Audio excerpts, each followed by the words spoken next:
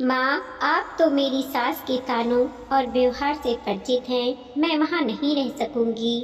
Mobile phone ने तो सुरेखा की दुनिया ही बदल दी है। बेटी से बात भी हो जाती है और अमेरिका दर्शन भी घर बैठे बैठाए हो जाता है। अमेरिका में क्या होता है, सुरेखा को पूरी खबर रहती है। मोबाइल के कारण आस पड़ोस में धाक भी जमा गई कि अमेरिका की ताज़ा से ताज़ा जानकारी सुरेखा के पास होती है। सर्दी का दिन था, कोहरा छाया हुआ था। खिड़की से बाहर देख कर ही शरीर में सर्दी की एक छुरछुरी सी तैर जाती थी। अभी थोड़ी देर पहले ही शालिनी से बात हुई थी। शालिनी 2 महीने बाद छुट्टियों में भारत आ रही है।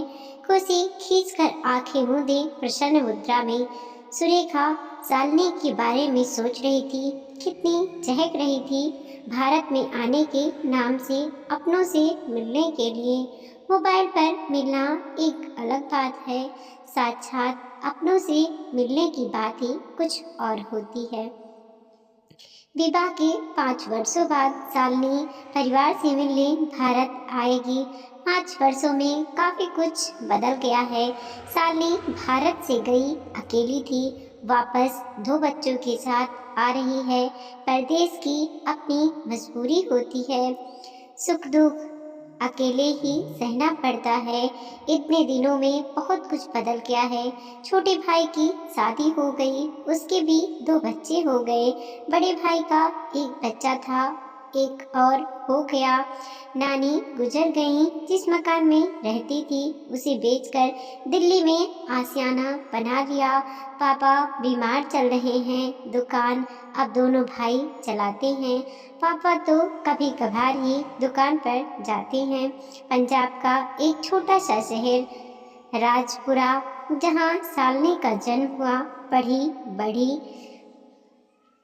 पढ़ाई में मन लगता नहीं था, बस जैसे तैसे 12वीं ही पास कर पाई। माँ बाप को चिंता विवाह की थी, घरेलू कामों में दक्ष थी, इसीलिए बिना किसी खास कोशिश के राजपुरा से थोड़ी ही दूर मंडी गोविंदगढ़ में एक मध्यम वर्गीय परिवार के बड़े लड़के महेश के साथ रिश्ता संपन्न हुआ। महेश के पिता सरकारी कर्मचारी थे। महेश एक किराना स्टोर चलाता था। सुरेखा शालिनी के विवाह से काफी खुश थी कि लड़की आंखों के सामने है। राजपुरा और मंडी की दूरी 1 घंटे की थी। जब दिल चाहा मिल लिए, लेकिन यह खुशी मुश्किल से 5 महीने भी नहीं चल सकी। एक दिन सड़क दुर्घटना में महेश की मौत हो गई। शालिनी का सुहाग मिट गया, वह विधवा हो गई। उस पर दुखों का पहाड़ टूट गया। सास के तानों से तंग और व्यवहारों से दुखी बेटी को सुरेखा अपने घर ले आई। आखिर कितने दिन तक ब्याहता पुत्री को घर में रखे, चाहे विधवा ही सही, ब्याहता का स्थान तो ससुराल में है। एक दिन सुरेखा ने शालिनी से कहा, बेटी तेरी जगह तो ससुराल में है, आखिर कितने दिन माँ के पास रहेगी। माँ, वहाँ मैं कैसे रहूँगी, रहना तो पड़ेगा बेटी, दुनिया की रीत ही यही है। सुरेखा ने शालिनी को समझाया, माँ आप तो मेरी सासू के तानों और व्यवहारों से परिचित हैं, मैं वहाँ नहीं रह सकूँगी। शालिनी ने अपनी असमर्थता जाहिर की। दिल पर पत्थर तो रखना ही पड़ेगा, दुनियादारी भी तो कोई चीज़ है। माँ, दुनियादारी तो यह भी कहती है कि बेटी की मृत्यु के बाद बहू को पूरा हक और सम्मान देना चाहिए। किसी भी ग्रंथ में यह नहीं लिखा कि बेटे की मौत के बाद बहू को घर से धक्के मारकर निकाल दिया जाए। कहते कहते शालिनी की आंखें भर आई। फिर भी कुछ रिश्तेदार के साथ शालिनी ससुराल पहुंची तो सास ने घर के अंदर ही नहीं घुसने दिया। घर के बाहर अकेली सास 10 रिश्तेदारों पर हावी थी। शालिनी घर के अंदर नहीं घुस सकती। कड़कती आवाज में सास ने कहा, यह आपकी बहू है। सुरेखा ने विनती की, बेटा मर गया, बहू भी मर गई।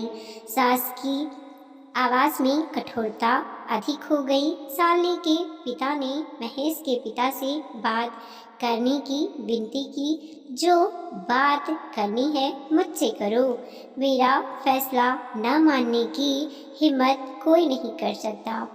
महेश के पिता केवल मूक दर्शक बने रहे। यह देख सुनकर सारे रिश्तेदारों ने शालिनी के माँ बाप को समझाया कि लड़की को ससुराल में रखने का मतलब है कि लड़की को मौत के हवाले करना। गर्भवती लड़की को मायके में रखना ही ठीक होगा। थक हार कर शालिनी के मायके आ गई। जवान दामाद की मृत्यु के बाद गर्भवती लड़की की दशा ने शालिनी के पिता को समय से पहले ही बूढ़ा कर दिया। शालिनी क्या कहे और क्या करे, वह तो अपने बच्चे के जन्म का इंतजार करने लगी। समय पर शालिनी ने एक खूबसूरत बेटे को जन्म दिया। एक खिलौना पाकर शालिनी अपना दुख भूल गई, लेकिन यह सुख केवल कुछ पलों तक ही सीमित रहा। पोते के जन्म की खबर सुनकर शालिनी की सास पोते पर अपना अधिकार जताने पहुंच गई। शालिनी ने अपने बच्चे को सौंपने से मना कर दिया। आपने तो मुझे महेश की मृत्यु के बाद घर में से बाहर निकाल कर दिया था, अब मैं अपने बच्चे को अपने से जुदा नहीं करूंगी। शालिनी ने दो टूक जवाब दे दिया। महेश की माँ से कोई पहल जीत ना सका तो अब भी किसी को कोई खास नहीं रखनी चाहिए थी। शोर मचाकर अधिकार जताया। मेरा पोता है, कोई मेरे पोता को जुदा नहीं कर सकता। उसकी जगह मेरे घर में है। जब मेरे गर्भ में आपका पोता पल रहा था तब आपको अधिकार याद नहीं आया। तब मैं सबसे बड़ी दुश्मन थी। बिरादरी के सामने आपने घर में नहीं घुसने दिया था। अब किस मुंह से हक जता रही हैं? मैं आपकी तरह निष्ठुर नहीं हूँ कि धक्के मारकर बेइज्जत करूं, लेकिन ना तो मैं आपके साथ जाऊंगी और ना ही अपने बच्चे को जाने दूंगी। शालिनी ने जवाब दिया। शालिनी की सास भी हार मानने को तैयार नहीं थी। उसने पुलिस का सहारा लिया। कानूनी रूप से तो बहू और पोते का स्थान मरणों उपरांत भी पति के घर में ही है। पुलिस के कहने पर भी शालिनी ने सास के साथ जाने से मना कर दिया। कुछ बड़े बूढ़ों ने समझाया कि शालिनी को मायके में ही रहना चाहिए और बच्चे को उसकी सास को सौंप दिया जाए।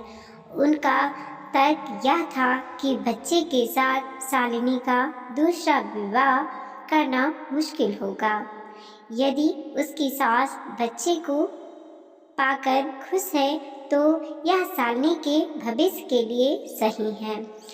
दूसरे विवाह की सारी अड़चनें अपने आप दूर हो जाएंगी।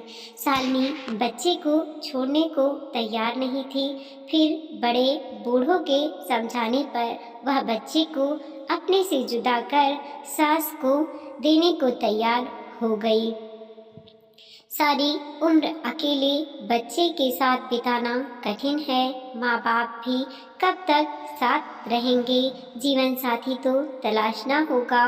उम्र उसके और बच्चे के भविष्य के लिए बलिदान आवश्यक है।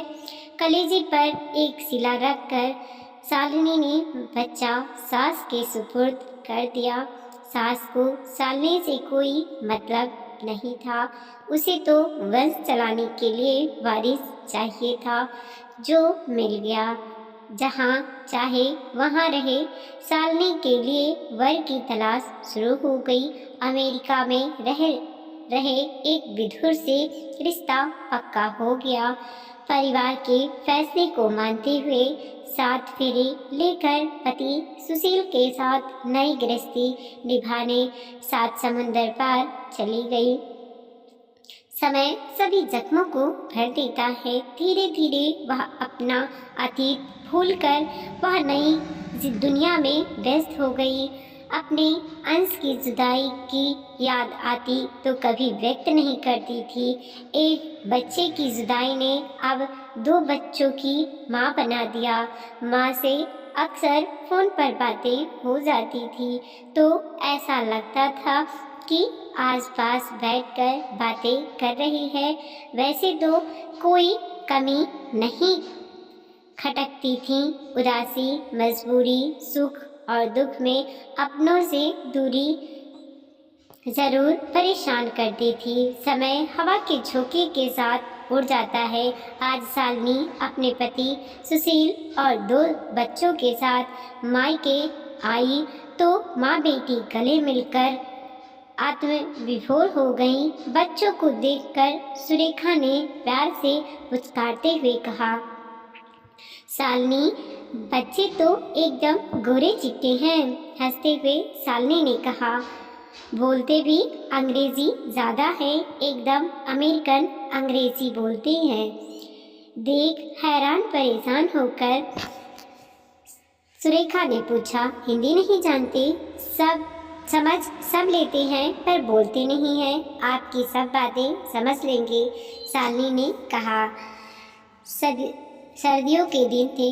सुरेखा और शालिनी दोपहर में फुर्सत के समय धूप सेकते हुए बातें कर रही थी। बातों बातों में शालिनी ने माँ से महेश की माँ अर्थात अपनी पहली सास और अपने बच्चे के बारे में पूछा तो सुरेखा अचंभे में आ गई। फिर कुछ क्षण रुक कर बोली, बेटे, क्या तू अभी भी उसके बारे में सोचती है? क्या करूँ माँ, अपनी कोख से जन्मे बच्चे की याद कभी कभी आ ही जाती है। इंसान अतीत को कितना ही भुलाने की कोशिश करे, यादें पीछा नहीं छोड़ती। तू खुद ही सोच, अगर तू बच्चे को पालती तो क्या तेरी शादी सुशील से हो सकती थी? क्या यह सब तुझे मिलता? आज जो तेरे पास है वो तो ठीक है माँ। फिर भी कुछ कहने से पहले सुरेखा ने शालिनी को बीच में ही टोकते हुए कहा, जो तेरे मन में है मन में ही रख, अतीत भूल जा। यदि भूल नहीं सकती तो कभी भी किसी के आगे जुबान पर ये बातें मत लाना। लोगों के कान बड़े पतले होते हैं, किसी का सुख कोई देख नहीं सकता। तभी फोन की घंटी बजी और बातों का सिलसिला रुक गया। सुशील ने बात की। सुशील ने शाम को सिनेमा देखकर बाहर होटल में डिनर का कार्यक्रम तय किया था। शालिनी अपनी सफल गृहस्थी को अपने हाथों में रख, सुशील ने सब जानते हुए तुझे अपनाया था। कोई ऐसी बात जुबान पर मत ला जिससे कोई जरा सी भी दरार आए। शाम को सिनेमा देख और पुरानी बातों को भूल जा। जितनी खुश तू आज है बच्चे को रख कर नहीं होती। भूल जा शालिनी, भूल जा। माँ की बातें पल्ले बांधकर शाम को शालिनी ने परिवार के साथ सिनेमा देखा। 2 महीने कैसे बीते सुरेखा को पता ही नहीं चला। आज शालिनी सहपरिवार अमेरिका वापस जा रही है।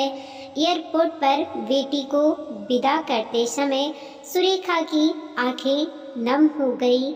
माँ को उदास देखकर शालिनी बोली, यह क्या बच्चों जैसी रो रही हो? मोबाइल पर हमेशा हम साथ ही रहते हैं, बातें तो होती ही होंगी।